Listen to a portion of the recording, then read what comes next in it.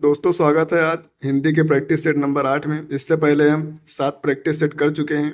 आज 8वां practice set करने वाले हैं। आशा करता हूं कि आपने पिछले सारे प्रैक्टिस सेट कर लिए होंगे। तो चलिए समय ना गंवाते हुए प्रैक्टिस सेट नंबर 8 को शुरू करते हैं। यहाँ पर पहला क्वेश्चन आज जो है गद्यांश शुरू है। तो सबसे पहले मैं गद्यांश को यहाँ पर पढ़ लेता हूँ, ठीक है। गद्यांश है,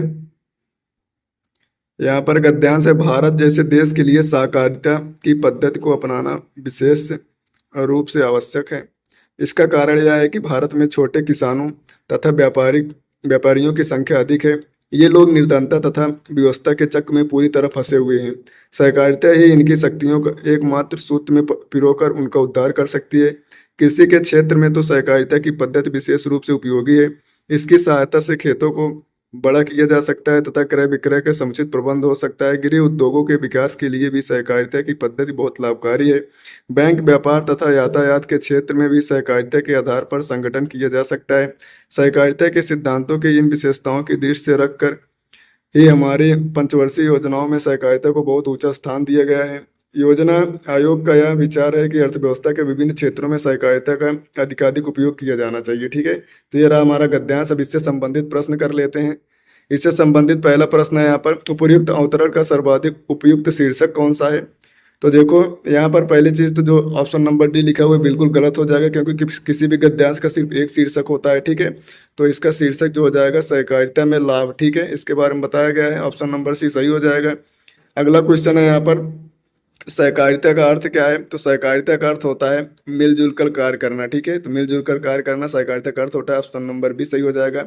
अगला क्वेश्चन है यहाँ पर, योजना आयोग के अनुसार सहकारिता का अधिकाधिक उपयोग किया जाना चाहिए। तो जो है अर्थव्यवस्था के विभिन्न क्षेत्रों में किया जाना चाहिए, ठीक है। तो ऑप्शन नंबर सी सही हो जाएगा। अगला क्वेश्चन है यहाँ पर, सहकारिता का मुख्य उद्देश्य क्या है। तो सहकारिता का मुख्य उद्देश्य यह है कि छोटे कृषकों और व्यापारियों के आर्थिक स्तर को उठाना, ठीक है। ऑप्शन नंबर ए सही हो जाएगा। अगला क्वेश्चन है, सहकारिता निर्धन किसानों का उद्धार कर सकती है, कैसे। उन्हें एक सूत्र में पिरोकर तथा उनका आर्थिक स्तर विकसित कर, ठीक है। तो ऑप्शन नंबर डी सही हो जाएगा। अगला क्वेश्चन है, दिए गए वाक्यों को किस भाग में त्रुटि है। हमारी सौभाग्यवती कन्या का विवाह होने जा रहा है। तो देखो यहाँ पर ऑप्शन नंबर ए में त्रुटि है, ठीक है, क्योंकि अभी कन्या का विवाह होने जा रहा है। जब तक किसी लड़की का विवाह नहीं हुआ होता है तो उसके पहले जो है सब सौभाग्यवती नहीं लगा सकते, ठीक है। तो ये ऑप्शन नंबर इस गलत हो जाएगा।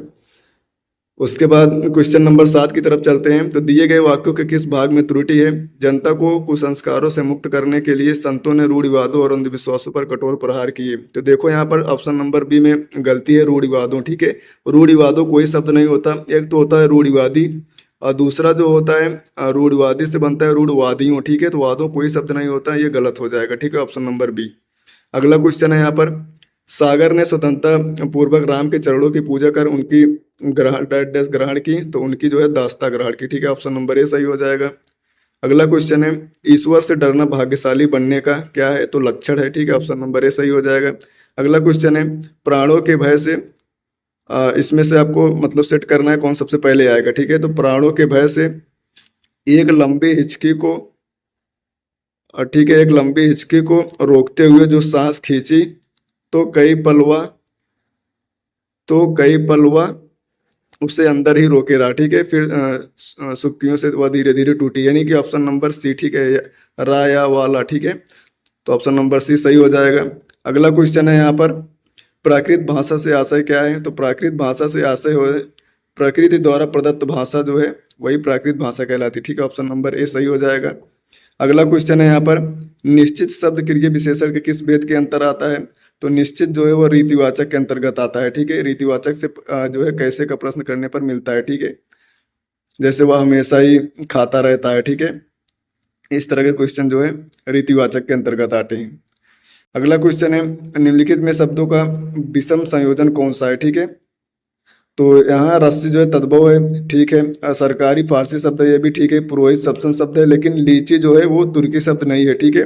लीची और चाय ये सब जो है चीनी शब्द हैं। तो ऑप्शन नंबर सी सही हो जाएगा। अगला क्वेश्चन है, निम्नलिखित में से कौन सा शब्द स्त्रीलिंग और पुल्लिंग दोनों में प्रयोग होता है। तो हार शब्द जो है वो स्त्रीलिंग पुल्लिंग दोनों में प्रयुक्त होता है। जैसे कोई पुरुष अगर हार गया तो वो कहता है मैं हार गया, और कोई लड़की अगर हार जाती है तो कहते हैं मैं हार गई, ठीक है। तो हार शब्द जो है स्त्रीलिंग पुल्लिंग दोनों में प्रयोग होता है। अगला क्वेश्चन है, अधम का विलोम क्या है। तो अधम का विलोम जो है उत्तम होता है। Option number C. अगला क्वेश्चन है, कौन सा उपवाक्य शुद्ध है? तो यहाँ पर आपका शासन संबंधी कार्य अधिक विख्यात पूर्ण है, तो ये गलत है, क्योंकि शासन संबंधी कार्य नहीं होता, यहाँ पर होना चाहिए आपका शासन काल अधिक विख्यात पूर्ण है। ठीक है, ये पहला गलत है। आपको भूमि भवन वाहन का अभिनव सुख की प्राप्ति होगी, ये भी गलत है, क्योंकि आपको भूमि भवन वाहन, देखो का नहीं, यहाँ पर दो से अधिक शब्द हैं, तो वाहन के अभिनव की सुख प्राप्ति होगी। ठीक है, बहुवचन है, ये भी गलत है। ठीक है, उसके बाद यहाँ पर देखो, ये तुम्हें कल कुछ हो जाए तो मैं कहीं का नहीं रहूंगा, तो ये वाला ऑप्शन सही है। ठीक है, ऑप्शन नंबर डी सही है। अगला क्वेश्चन की तरफ चलते हैं। अगला क्वेश्चन है यहाँ पर, निम्नलिखित में से कौन सा वाक्य शुद्ध है? उसने अपनी कमाई का अधिकांश भाग गंवा दिए। तो देखो, जहाँ पर भाग है ना, वो वाक्य गलत है, क्योंकि अधिकांश में ही जो है कुछ भाग, जो है भाग शब्द छुपा हुआ है, अधिकांश। ठीक है, अंश मतलब भाग इसी में छुपा है, तो अधिकांश भाग इसमें भी है, इसमें भी है, इसमें भी गलत हो जाएगा, तो ऑप्शन डी में नहीं है। ठीक है, उसने अपनी कमाई का अधिकांश गंवा दिया, ये सही है। ठीक है, ऑप्शन नंबर डी।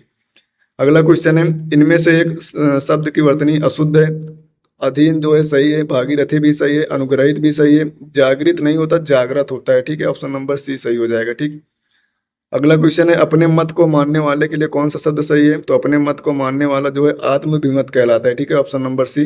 अगला क्वेश्चन है, पांडुलिपि किस वाक्य के लिए उचित है? तो पांडुलिपि कहते हैं पुस्तक की हाथ से लिखी प्रति। ठीक है, ऑप्शन नंबर सी सही हो जाएगा।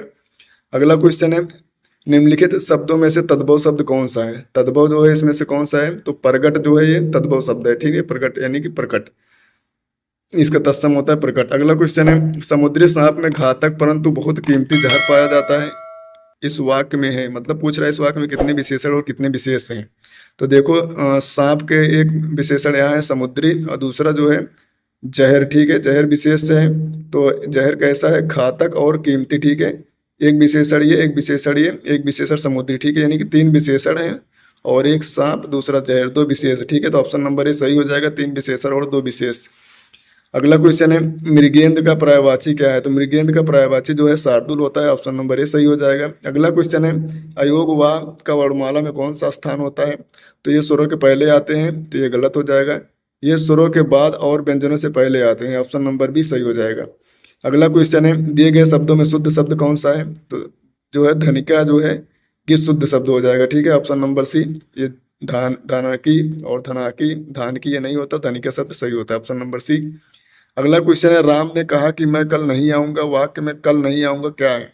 तो देखो, राम ने कहा कि, क्या कहा अभी पता नहीं चल रहा है, तो जब एक वाक्य दूसरे वाक्य पर आश्रित होता है तो आश्रित उपवाक्य होता है। कल नहीं आऊंगा ये पहले वाले वाक्य पर आश्रित है। ठीक है, तो ये आश्रित उपवाक्य हो जाएगा।